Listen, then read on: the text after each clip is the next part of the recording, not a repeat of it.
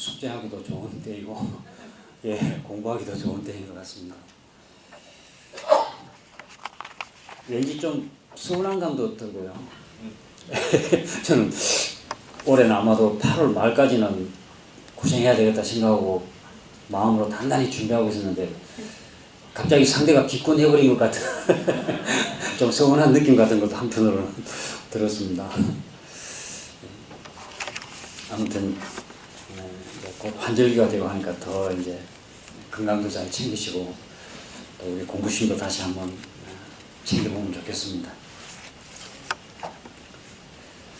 우리가 후반기 들어서 지금 사언에 대해서 함께 연마하고 공부해보자고 이렇게 말씀을 드렸고, 그래서 첫 번째 작업으로 우리가 감사일기 쓰기를 또 제안드렸고, 벌써 3주가 됐네요, 그죠? 오늘로서.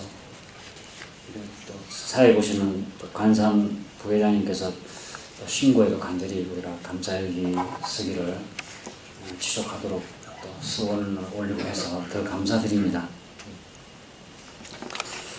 그동안 감사일기 쓰면서 혹시 효과가 좀 있으신가요?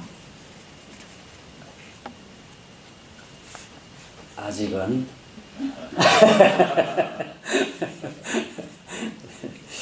네. 사실 이 감사일기는 원불교에서 먼저 시작했다기보다는 긍정 심리학에 바탕한 자기 개발의 한 방법으로 이렇게 연구가 되었고, 그렇게 해서 많이 지금 사회에 보급되고 있고, 관련한 연구나 또는 서적 저술도 많이 이렇게 출판되고 있습니다. 근데 이 감사일기를 전문적으로 지도하고 강의하는 사람, 소위 말하자면 감사일기 전도사라고 하는 이런 분들의 말을 들어보면 그분들이 이렇게 강의도 다니고 지도하고 그러면서 많이 듣게 되는 말이 있대요. 감사일기에 대해서. 그 중에 하나가 아직까지 저한테는 별로 효과가 없어요. 네. 교도님들도 그러신지 모르겠습니다. 근데 그런 사람들 이야기 들어보면 대체로, 그러니까 이 감사일기 쓰기 시작한 지가 얼마나 되느냐고 물어보면 한 달 정도, 이제 그 이내, 한 달 이내, 대체적으로 그런 분들인데, 주로 그분들은 저하고는 별로 그렇게 저한테는 별로 효과가 없다, 그런 말들을 많이 한대요. 근데 감사일기를 제대로 지도하는 사람 이야기를 들어보면 한 달 가지고는 효과를 의논하기가 빠르다. 적어도 6개월은 써보고 이야기하자. 일단 6개월은 효과를 의논하지 말고 써보자. 그렇게 지도를 한다는 이야기를 들었습니다. 어쨌든 우리는 한번 시작했습니다. 물론 전부터 해오신 분도 계실 테고, 또 하다 말다 하다가 또 이번에 다시 한번 시작해보는 분도 계실 것이고, 아마 이번에 또 처음으로 이렇게 해보는 분도 물론 계실 것입니다. 아직 시작하지 않은 분이 있다면 오늘부터 바로 한번 시작해보자는 말씀을 좀 강력히 드리고 싶습니다. 흔히 내일이라는 단어를 쓰는 사람들 가운데 행복하고 성공한 사람은 찾아보기 힘들다고 그럽니다. 내일이라는 말을 좋아하는 사람 치고. 사실 제 호정명이 내일이거든요. 제 호정명이 장내일이에요. 한자로도 올내자, 날일자입니다. 저희 집안 항일이 올내자, 내자 항일이에요. 뭐 내갑, 내경, 저는 이제 내일, 내수, 내훈, 전부 내자로 이렇게 돼 있는데, 제가 어릴 때는 별명이 장오늘, 장모레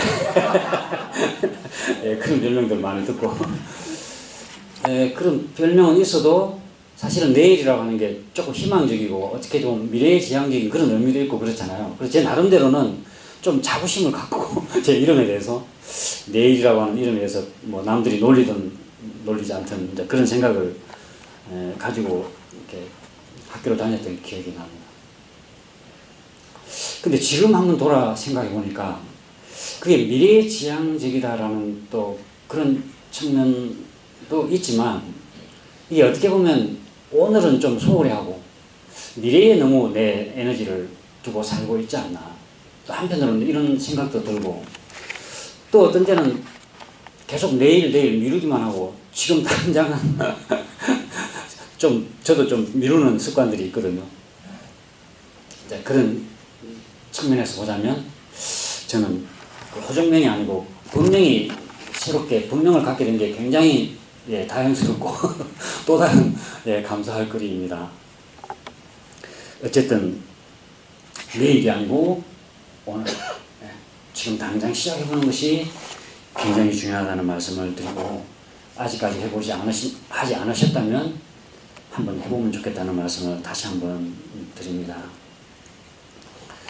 오늘 예해부 오늘의 본문에도 좀 소개해 드렸습니다만은 오늘 예해부에 실려 있는 본문은 대산종사님의 정전대의에 이렇게 밝혀주신 사은에 대한 본문, 피언의 강령에 대한 본문입니다. 그래서 대산종사 우리 정전에는 보면 사은 각 장, 그러니까 천지연, 부모원, 동포원, 법률원 공이 6개 장으로 6개 단락으로 나눠져 있다고 해야 되나요?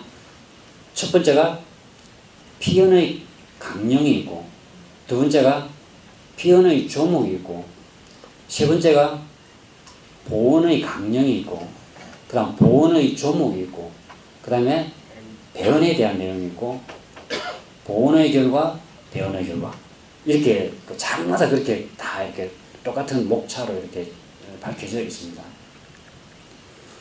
이제 대산종사님께서는 피언의 강령과 피언의 조목을 합쳐서 지금 이렇게 천지연, 부모원, 동포원, 법률원의 강령을 이렇게 강령이라고 해서 밝혀주셨는데 천지연을 보면 첫째는 공기연, 그 다음 지연, 땅지자죠. 1월 광명은 풍문, 우로 등의 은, 그리고 불생불멸의 진리연, 그리고 이것을 몰아서 응용무념의 도 이렇게 강령으로 밝혀주셨는데 우리 정전에는 그렇게 되어 있습니다. 천지 피언의 조목에서 첫 번째는 하늘의 공기가 있으므로 우리가 호흡을 통하고 살게 됩니다. 그걸 공기연이라고 이렇게 딱 한 단어로 말씀해 주시고 땅의 바탕이 있으므로 우리가 형체를 의지하고 살게 되며 이것을 지연이라고 한 단어로 말씀해 주셨고 1월의 밝음이 있으므로 우리가 삼라만상을 분별하여 알게 되며 이것을 1월 광명은 이렇게 한 단어로 말씀해 주시고 풍문우루의 혜택이 있으므로 만물이 장양되며 그 산물로서 우리가 살게 되며 이것을 풍문우루 등의 은이다. 그리고 마지막으로 천지는 생멸이 없으므로 만물이 그 도를 따라 무한한 수를 얻게 된다. 우리도 역시 그렇다는 이야기죠. 그래서 불생불멸의 진리원이다. 이렇게 피연된 조목들을 이렇게 밝혀주셨고 피연의 강령으로는 바로 이 천지에는 도와 덕이 있어서 도와 덕이 운행됨에 따라서 만물이 형체를 실행하고 신흥을 보존하게 된다. 근데 그 천지의 도에는 8가지 도가 있다. 이렇게 말씀해 주셨죠. 근데 그 8가지 도를 종합할 수 있는 한 도를 말하라면 응용무념의 도다. 그렇게 해서 우리 정전에 있는 천지피언의 강령과 천지피언의 조목을 대산종사님께서는 천지피언의 강령이다 해서 이렇게 공기연, 지연, 1월 강령은 풍운, 우로 등의 연, 불생불멸의 진리연, 그리고 강령으로 응용무념의 도. 나머지 부모원, 동포원, 법률원도 그렇게 정리를 해 주셨습니다. 그러시면서 사은의 지중하신 은혜는 고루 다 입었다. 이렇게 해 주셨는데 정전의 내용이 대체로 그렇지만 특히 이 사은장은 누구나 이해할 수 있고 또 어찌 보면 좀 상식적인 그런 말씀들이 아닌가. 한편으로는 이게 경전인가 이런 말씀들이 이게 경전인가 싶은 좀 이렇게 다른 어떤 그 성현의 말씀에 이렇게 비교해서 한번 생각해 본다면 그런 의구심이 들 정도라고 볼 수 있습니다. 어쨌든 누구나 보면 그 내용을 쉽게 알 수 있고 또 그렇겠다 수긍이 되는 그런 내용이죠. 그래서 그 부처품의 대종사님 그런 말씀을 하셨어요. 내가 이 회상을 연 지 28년에, 그러니까 뭐 돌아가시던 해, 마지막 해에 아마 이 말씀을 하신 것 같아요. 28년에 법을 너무 해석적으로만 설명하여 너무 해석적으로만 설하여 준 관계로 상근기는 염려 없으나, 이렇게 해석적으로 상근기는 염려 없으나 중하근기는 쉽게 알고 구미호가 되어 참도를 얻기 어렵게 된 듯하다. 상근기는 염려 없으나 중하근기는 쉽게 알고 구미호가 되어서, 구미호라는 게 뭐예요? 네, 믿음에 들지 못하고 자꾸 이제 의심하는 거죠. 자기 머리로 흔히 우리가 재한다고 해야 되나요? 잔머리를 굴린다고 해야 되나요? 그래서 참도를 얻기 어렵게 된 듯하다. 이것이 실로 걱정되는 바다 그러셨어요. 그러시면서 이후부터는 일반적으로 해석에만 치우치지 말고 사막을 병진하는 데 노력하도록 하여야 하리라. 그러니까 정전은 우리가 머리로만 이해하는 것, 사막으로 말하자면 연구 공부 위주로 정전을 공부할 것이 아니라 수양과 취사, 몸으로 실천하라는 말씀이죠. 취사하는 것을 강조해 주신 말씀이라고 볼 수 있겠습니다. 저도 가만히 보면 정전을 이렇게 머리로 너무 주로 공부하려고 했지 않았는가 이런 이제 반성이 되었습니다. 그러니까 이 사원장만 하더라도 그 내용은 이해되고 그렇겠다 수긍이 되지만 가슴으로는 과연 이게 고마움이 느껴지고 가슴이 달구어지는가, 이렇게 보면 긍정적인 대답을 하기가 쉽지 않은 것 같습니다. 어쨌거나 특히 사원장, 감사 보원하고자 하는 이 교리는 그 내용을 머릿속으로 이해하는 것도 중요하지만 내 마음으로 그것을 감사를 느끼고 보원하는 것. 그런데 우리가 가슴으로 감사심을 느끼는 것의 가장 중요한 방법은 바로 감사일기 쓰기 운동이다. 감사일기 쓰는 것이다. 그래서 지난번에도 말씀을 드렸고 오늘 다시 한번 감사일기 쓰기에 대해서 한 걸음 더 들어가 보고자 합니다. 이 감사일기 쓰기가 습관화되지 않고 작심삼일로 끝나는 이유, 아마 이것은 사회적으로도 감사일기 쓰기 운동 공부라고 하는 것도 있고 또 감사일기 쓰기를 통해서 자기 개발을 하고자 하는 그런 많은 자기 개발자들, 자기 개발 안내하시는 분들, 그런 분들도 정말로 이 감사일기를 통해서 스스로 정말 생활의 변화를 일으키고 주변에 좋은 영향을 미치고 자기가 하고 있는 업무나 여기에도 굉장히 좋은 긍정적인 효과를 이끌고 있는 사람이 있는 반면에 이것이 쉽게 그렇게 확산이 안 되더라. 어떻게 하면 이게 작심삼일로 끝나지 않고 지속적으로 할 수 있을 것인가, 이런 부분들을 많이 이제 고민하고 있는 문제인 것 같습니다. 많은 사람들이 그렇게 이야기를 한대요. 기껏해야 몇 줄 적는 게 과연 무슨 도움이 되는가. 아마 그렇게 생각해 본 분들 여기도 계실걸요. 일기 몇 줄 쓰는 게 과연 이게 도움이 되나. 또 매일매일 일상생활이다 보니까 매일매일 똑같은데 뭘 또 쓰라는 거냐. 저도 감사한 마음을 챙기고 보면 아침에 일어나면 참 고맙다, 감사하다, 오늘 또 새로운 하루가 시작되는구나. 다음날 일어나도 또 그렇고 그 다음날 일어나도 또 그렇고. 근데 매일같이 똑같은 걸 쓴다는 게 이게 과연 도움이 되나, 이런 생각을 할 수가 있죠. 또는 억지로 머리를 쥐어 짜면서까지 꼭 이렇게 감사를 해야 되나? 마음으로는 우러나지 않는데 머리로 일부러 짜내서 감사하다는 그 생각을 어떻게 보면 쥐어 짜내야 되나? 어떻게 보면 이것이 너무 인위적인 거 아니냐. 내 감정을 너무 인위적으로. 그래서 차라리 그 시간에 TV를 좀 보거나 스마트폰으로 뭐 정보를 얻거나 친구들과 뭐 SNS를 통해서 뭐 이렇게 소통을 하거나 그게 오히려 더 유익하지 않는가. 이런 아마 그런 그 의문이라고 할까요? 그런 질문을 많이 한답니다.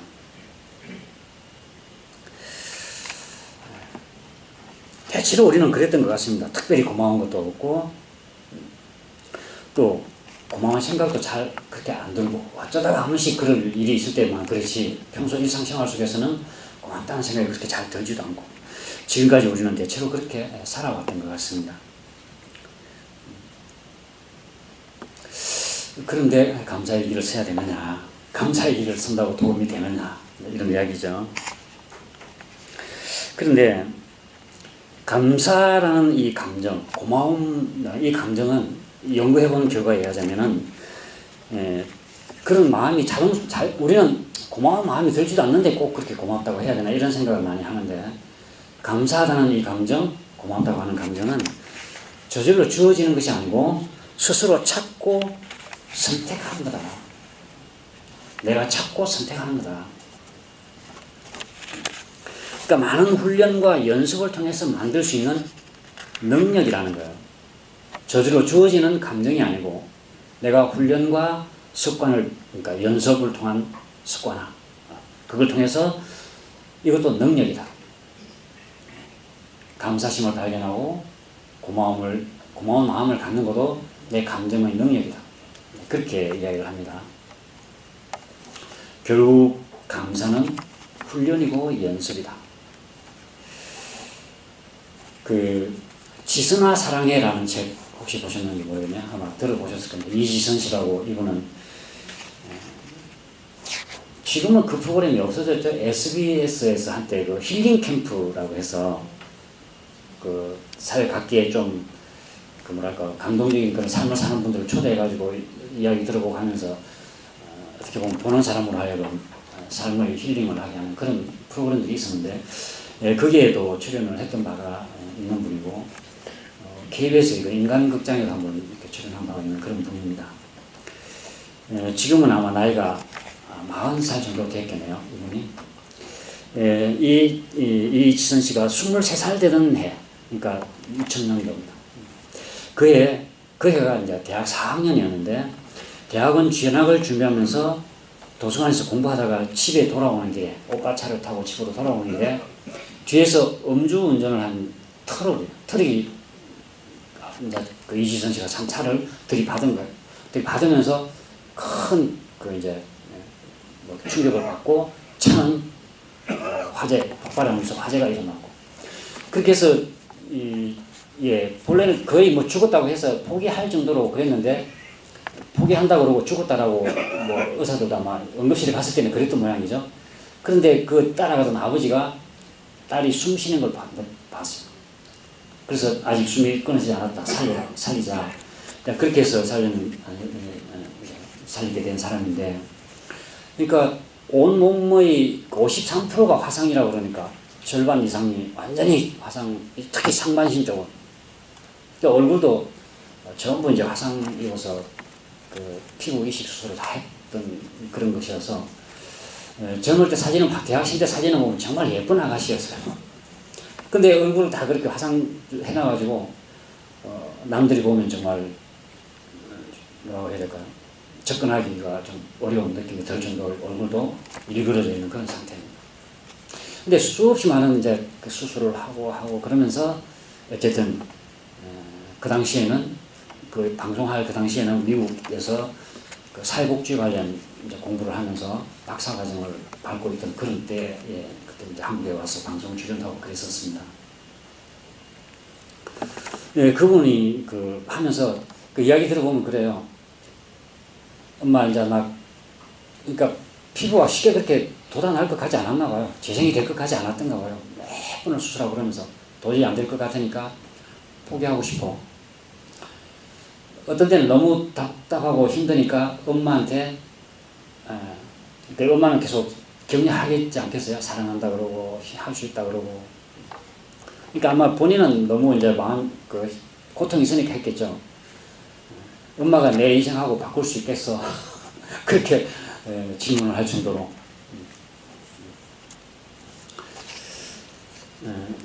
이제 그런데 어느 날 손가락이 이제 많이 다치고 그랬으니까 막 잘라내고 그랬던가 봐요. 도저히 막 사지를 다 살려내려고 했지만 잘 안 되고 하니까 최대한 손가락도 막 자르고 그랬는데 어느 날 문득 내 손가락을 더 이상 잘라내지 않아도 돼. 그것만으로도 고맙다. 이제 그걸 생각하면서 그때부터 하루에 한 가지씩 고마운 걸 찾아보자. 그런 이제 투병 생활을 하면서 더 이상 상하지 않은 것에 대해서 감사하고 내 손가락으로 그 환자복 단추를 하나 이렇게 잠궈 본 것에 대해서 오늘은 정말 감사하고 점차 회복되면서 스스로 걸어서 화장실을 갔다 가는 것에 대해서 처음에는 이제 몸이 이렇게 피부가 다쳐가니까 뭐 제대로 힘이 작동이 안 되는 모양이죠. 화장실 이 문을 못 열어서 내 힘으로 화장실 문을 열었다는 것에 대해서 감사하고 이렇게 이제 하나하나 감사하는 그런 내용들이 나오는데요. 그 지선아 사랑해라는 책에 그런 말이 있습니다. 감사한 일이 있어서 감사하는 것이 아니라 감사하면 할수록 감사할 일이 넘쳐난다. 감사한 일이 있어서 감사하는 것이 아니라 감사하면 감사할 일이 넘쳐난다.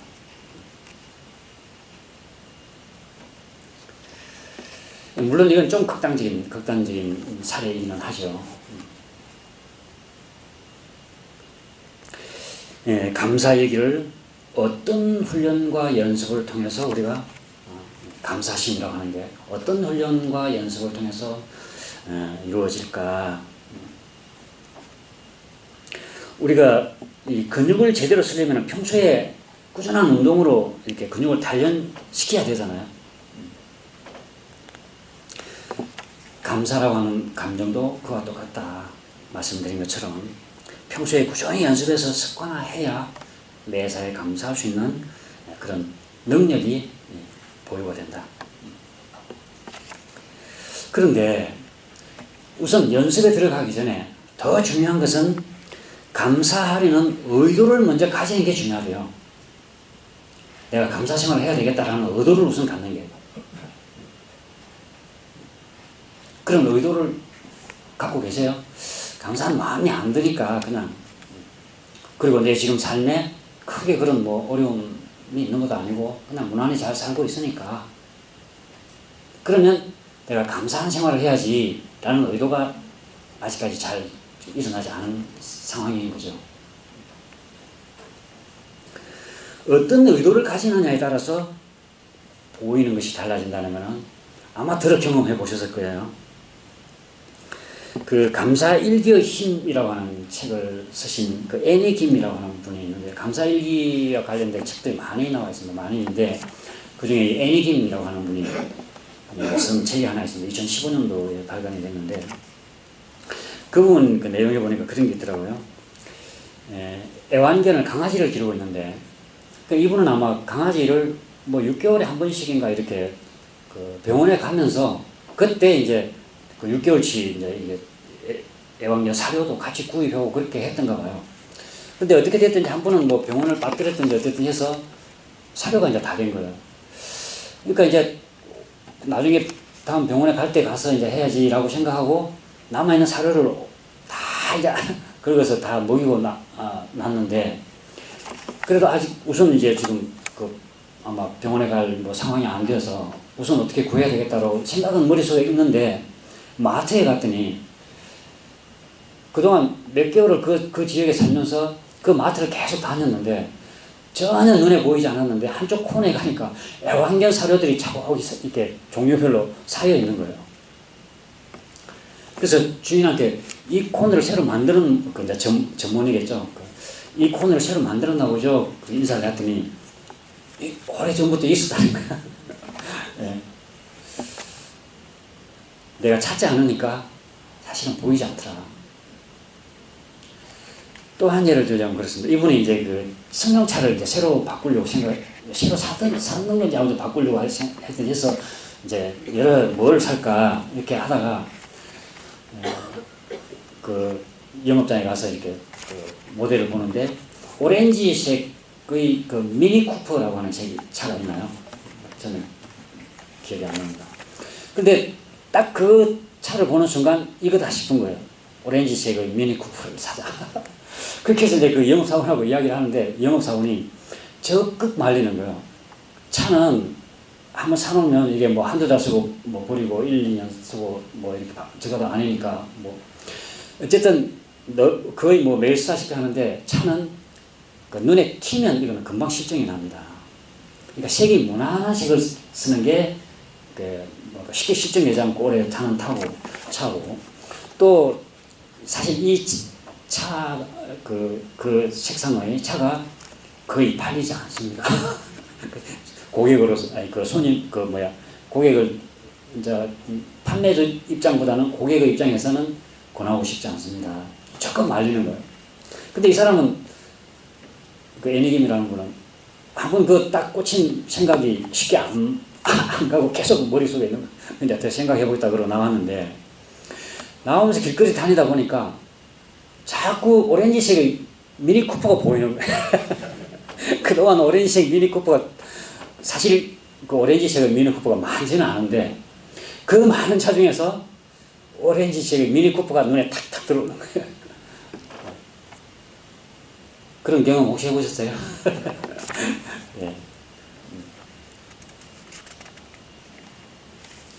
예. 그동안은 어떻게 보면은 찾으려는 의도가 없었고 선택을 하지 않았던 거죠.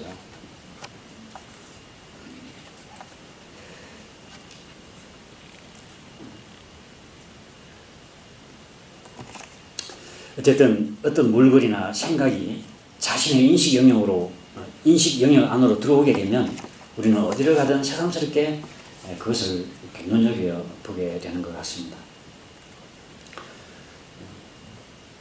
여드름 치료를 해야 되겠다 생각하는 순간 뭐 버스를 타도 이렇게 광고판 피부과 지하철을 타도 예 뭐 피부과 병원 안내된 광고판이 먼저 눈에 들어오고 그러지 않습니까?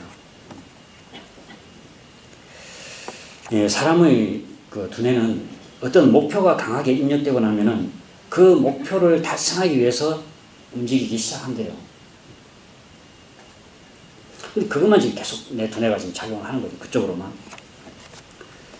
그때까지는 무심히 지나친 기회나 사물, 정보들 이런 것들이 그 순간부터 예, 내 뇌는 그쪽으로 지금 향해 작동하게 되고 그와 관련된 예, 능력을 발휘하기 시작한다는 거죠. 감사하고자 하는 의도를 가진 다음에 주변을 바라보면 감사할 일이 얼마나 많은지 깨닫게 되실 것입니다. 특별히 감사할 일이 따로 있는 게 아니고 어떻게 보면 감사할 거리가 없다가 아니라 감사할 의도가 나한테는 없었다. 그게 정확한 자기 진단이라는 거죠. 감사하고자 하는 의도가 나는 없이 살았다. 나한테는 감사거리가 없었다가 아니고 나는 감사하고자 하는 의도가 없었다. 그렇기 때문에 그러한 의도를 확실히 내가 감사 생활을 해야 되겠다는 확실한 의도를 세우지 않고 감사일기가 좋다고 하니까 쓰고 이랬던 경우라면 그것은 영혼 없는 감사일기. 이런 경우에는 그야말로 작심삼일을 반복할 수밖에 없다. 자기 3일을 넘기기가 어렵다라고 진단하는 거죠. 어쨌든 아침에 일어나면 저는 오늘도 감사 생활을 하겠습니다. 매사에 감사하면서 보온 정진하겠습니다. 마음 다짐하고 지기 전에 기도 올리고 스스로 그러한 삶을 살아야 되겠다. 이러한 의도가 먼저 중요하다. 원을 세우는 게 우선 중요하다는 말씀을 드리고 싶습니다. 그 다음 또 이제 감사 생활을 하는 데 있어서 감사거리를 발견하고 하는 데 있어서 또 우리가 한번 생각해 봐야 될 것은 현재 순간에 집중해야 많은 것에 대해서 감사할 수 있다. 현재 순간에 집중해야. 지금 여기라는 말 많이 들어보셨죠? 우리가 수행하는 데 있어서도 내 마음을 여기저기 흩어지지 않고 지금 현재 대하고 있는 사람, 사물, 상황 거기에 집중하는 것. 그게 바로 또 일심 공부예요. 대종사님께서 그 일에 일심을 길들여라 그러셨잖아요. 우리는 너무 많은 생각들 때문에 지금 여기에 대하고 있는 사람, 사물, 상황에 대해서 온전히 인식을 잘 못하고 사람을 대하고 있지만 내가 100% 집중된 마음으로 지금 상대를 대하고 있는가. 아마 많이 애송하는 시일 텐데 나태주 시인의 불꽃. 자세히 보아야 예쁘다. 오래 보아야 사랑스럽다. 너도 그렇다. 단 석 줄의 시이지만 정말 너무 많이 알려져 있고 많은 사람들에게 사랑받는 시인 것 같습니다. 저는 이 시를 조금 패러디를 해봤습니다. 가만히 생각하니 고맙다. 깊이 생각하니 참 고맙다. 만물이 그렇다.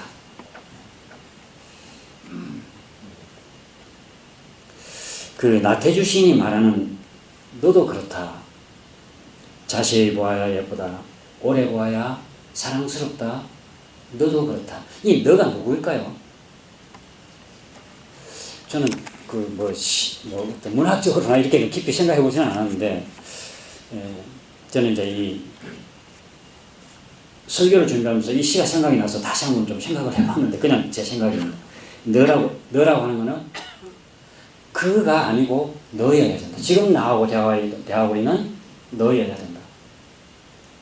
우리는 좀 너와 나의 관계로 대하고 있지만 사실은 내 정면에 맞을 수 있는 너가 아니고 오히려 내 정면에는 머릿속에 다른 것들이 써 있고 비록 공간적으로는 내 앞에 서 있는 너이지만 사실은 그가 되어 그로서 만나는 경우가 얼마나 많던가.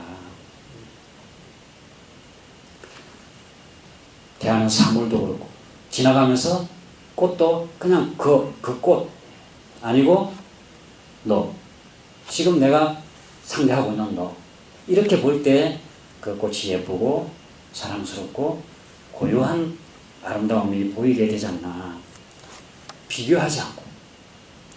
근데 우리는 그것을 그거라고 생각하면 많은 꽃들과 비교되는 꽃 그냥 그 꽃은 그 꽃 자체로서 예쁘고 아름답고 사랑스럽고 내가 대하고 있는 사람도 사물도 그리고 그 상황이라고 하는 것도 우리가 다른 상황이 머릿속에 들어있으면 이미 그것은 우리가 비교된 판단을 하게 되고 그렇죠. 현재의 순간에 집중해야 많은 것에 더 감사할 수 있다. 하나하나에 집중하고 보면 그 하나하나가 다 고맙고 감사한 일이더라. 그래서 가만히 생각해 보니까 지나가면서 얼핏 생각이 아니고 그거 하나만 집중적으로 생각하는 가만히 생각하니 고맙구나. 깊이 생각하니 참 고맙구나. 만물이 그렇구나.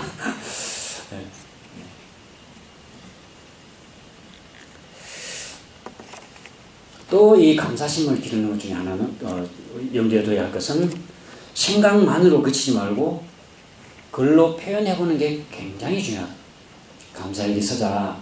평소에 그냥 내가 늘 감사한 마음으로 살면 되지. 그걸 꼭 그렇게 글로 써야 됩니까? 일기를 쓴다든지 글로 써야 됩니까? 이런 또 뭐랄까 대체로 좀 하기 싫으면 자꾸 어쨌든 이유를 붙여보죠.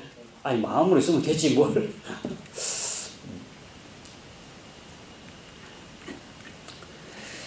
물론 내 마음에 평소에 감사한 마음 가사에 감사한 마음을 가지고 살면 그것으로 뭐 족하죠.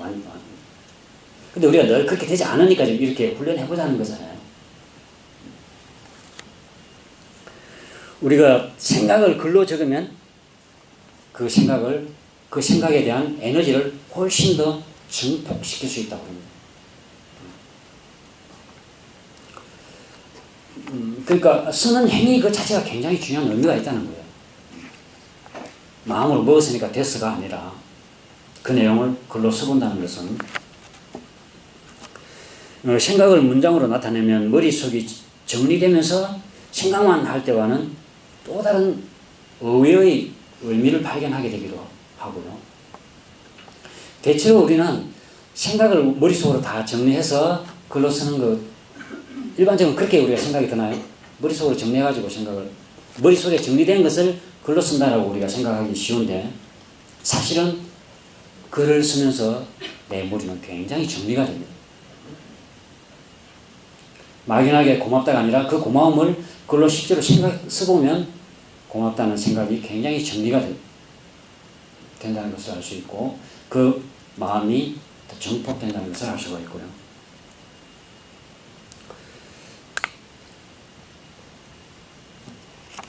글로 쓰다 보면 내 생각이 정리가 되고, 또 글로 쓰다 보면 내가 미처 감지하지 못했던 내 속마음이, 내가 정말 원하는 게 뭐고 내가 지금 생각하고자 하는 게 뭐고, 이것이 글로 표현하다 보면 내 생각이 미처 내가 인지하지 못했던 그런 부분들이 내 속 생각이 있었구나라는 것을 또 느낄 때도 있어요. 어쨌든 우리가 감사일기를 쓰는 것은 잘 써야 된다라고 생각하면 그건 늘 부담이 되고 쉽게 또 뛰어들지 못하는 또 그 한 원인이 되는 것 같습니다. 일단 한 줄이라도 써보는 것이 중요하다. 느낌을 그대로 한번 써다 보면 생각도 정리가 되고 반복될수록 이제 자연스럽게 더 많은 것에 대해서 감사거리를 찾을 수 있게 된다. 네, 감사일기를 쓰는데 또 하나 장애가 되는 것이 있는데요. 부정적인 감정일 때, 내 스스로가 굉장히 좀 오늘 스트레스 많이 받았거나 기분이 좋지 않거나 하는 일이 잘 안 되거나 그러면 저녁에든 뭐 낮에든 감사일기 쓰고 싶은 생각이 별로 나지도 않고 써봤자 오히려 그 역효과가 될 것 같기도 하고, 이런 매일같이 고맙고 긍정적인 마음이면 참 좋겠는데 우리가 생활 자체가 늘 그렇지만은 않잖아요. 이게 부정적일 때 어떻게 할 것이냐. 그날은 차라리 그냥 내려놓고 쓰지 말고 오히려 그냥 기분 전환이나 하는 게 좋을까. 내 마음이 부정적일 때는 감정일기를 써보라고 이렇게 권유를 합니다. 감정일기. 내 감정을 있는 그대로 써본다는 거예요. 오늘은 누구한테, 직장 상관한테, 아니면 동료한테, 부하 직원한테, 또 지나가다 누구에게, 아니면 가족 내에 어떤 일 때문에 자존심도 상했고, 화도 났고, 불쾌하기도 하고, 그런 감정들, 그 감정을 써보는 것도 굉장히 좋답니다. 그래서 저는 글쓰기, 힐링 글쓰기라는 거 있죠. 내 마음을 그렇게 글을 쓰다 보면 내 감정들이 다 이렇게, 쉽게 말하면 감정을 쏟아놓고 흘려보낸다. 내가 기분이 좋을 때만 일기 쓰자 그러면 아마 일기 쓸 날이 며칠 안 될지도 모릅니다. 기분이 좋지 않더라도 감정일기로서 내 마음을 정리하고 온전히 그런 마음으로 다시 오늘의 감사거리를 찾아보고 그걸로 표현해보자. 이것이 굉장히 중요하다는 말씀을 하나 드리고 싶습니다. 감사일기, 이걸 꼭 써야 되는가라는 생각을 아직도 좀 하고 계시는지는 모르겠는데요. 자기 개발을 위해서도 필요하지만 저는 우리 원불교 교도라면 이것은 우리의 사명이다. 저는 또 그런 생각을 해보게 됩니다. 대산정사님께서 앞그 부패부에 실린 본문에 사원은 세계를 구원할 길이라고 그러셨죠. 세계를 구원할 길이고 은혜는 은이고 정의, 뜨거운 정의고 그리고 계자 대비다. 열의 계자 대비가 다름이 아니고 그런 그 은혜의 관계를 알고 그런 은혜로운 마음으로 중생을 제도하는 그것이 바로 계자 대비다. 사언에 대한 교리를 자세히 잘 설명한다고 해서 세계가 구분이 되는 것이 아니고 우리 스스로가 감사를 느끼고 감사를 실천하고 보온을 실천할 때 세계를 구원하게 될 것이다. 대종사님 그 대종경 교단품에 그런 말씀이 있습니다. 내가 가게 하나를 버리고 영업을 개시한 지 여러 해가 되었으되 조금도 이익을 보지 못했다. 조금도 이익을 보지 못했다고 그랬습니다. 어찌 그런가 하면 여러 사람들에게 모든 물품을 외상으로 주었더니 어떤 사람은 그 물품을 가져다가 착실히 팔아서 대금도 가져오고 저도 상당한 이익을 보는 사람이 있는데 그러나 그러한 사람은 가장 적고 그런 사람이 많으면 이 가게가 좀 번창을 하고 이익을 많이 볼 텐데 그런 사람은 얼마 안 되고 대개는 물품을 가져간 후에 팔지도 않고 그대로 제 집에 두었다가 얼마를 지난 후에 물품 그대로 가져오나 혹은 그 물품을 잃어버리고 값도 주지 아니하는 사람이 허다함으로 자연히 손실이 나게 되었다. 그 물품을 떼어다가 파는 사람이 누구죠? 여러분들 물품 잘 떼어다가 잘 팔고 계신가요?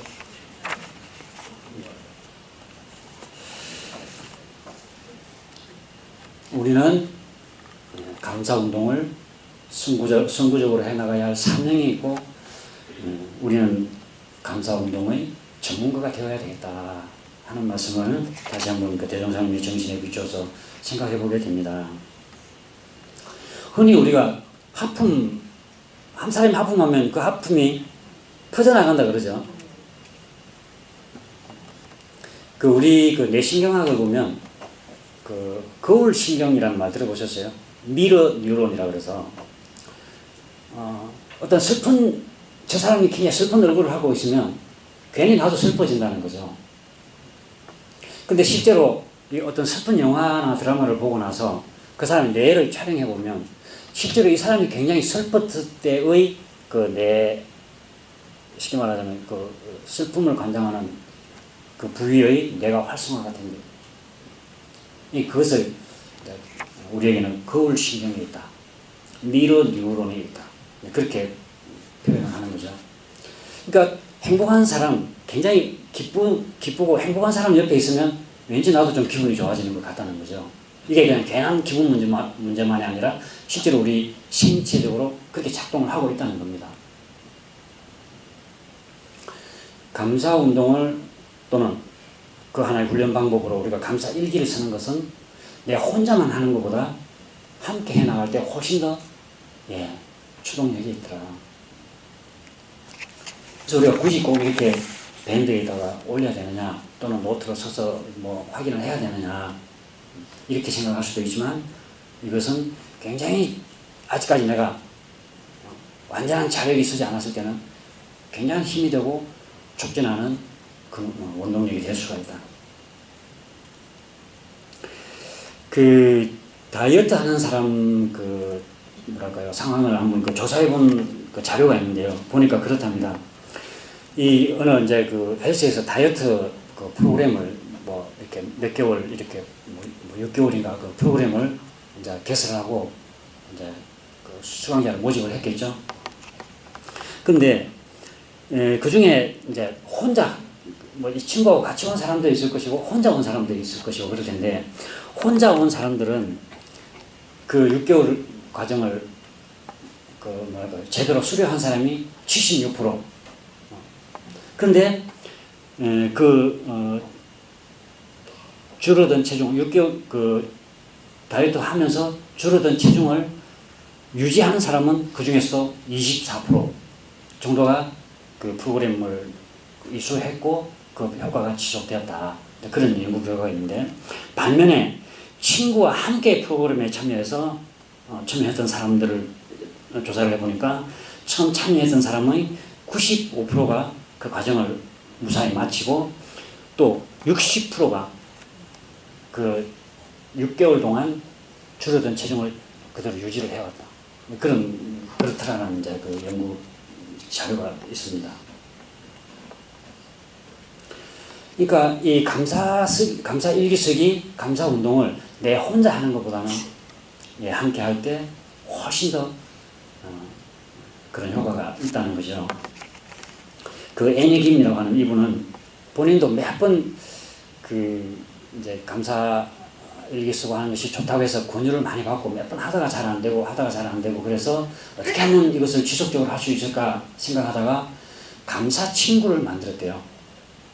그래서 정말 자기하고 뜻이 잘 맞는 그 친구하고 우리 같이 해보자.